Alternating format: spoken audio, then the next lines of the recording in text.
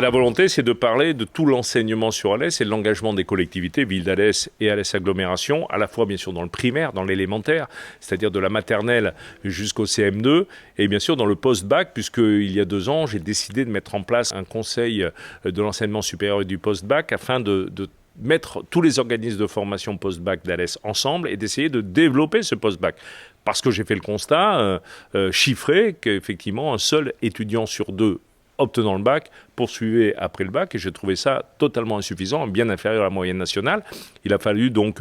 tout mettre en œuvre pour développer cette offre d'enseignement supérieur, et c'est une des raisons pour lesquelles nous avons ouvert avec l'Université de Nîmes et son président, que je remercie,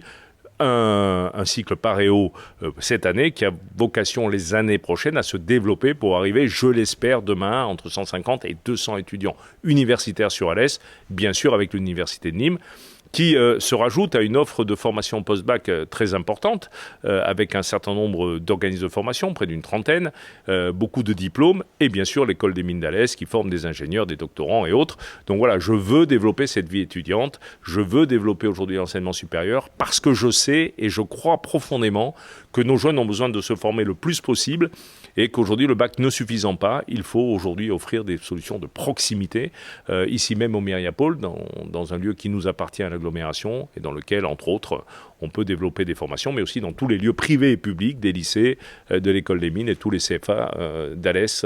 et de l'agglomération. C'est aussi le constat qu'Alès est devenue aujourd'hui la ville la plus dynamique de France démographiquement, et Alès, contrairement peut-être à l'image que certains nous renvoient, est une ville qui rajeunit. L'arrivée des jeunes, le nombre de jeunes aujourd'hui sur une ville comme Alès est beaucoup plus importante que sur le Gard, sur le Languedoc-Roussillon et qu'en France. C'est-à-dire que les jeunes font le choix de revenir sur des villes comme Alès, et donc il faut leur offrir aussi cette capacité à se former, à travailler demain, à vivre sur Alès. Et c'est tout mon combat, c'est mon engagement et c'est l'engagement de ce mandat, en valorisant aussi l'image de cette ville, la qualité de vie que nous avons cette ville d'Alès, et quoi qu'on entende par ailleurs, puisqu'ici c'est vrai que nous vivons mieux que dans beaucoup d'autres lieux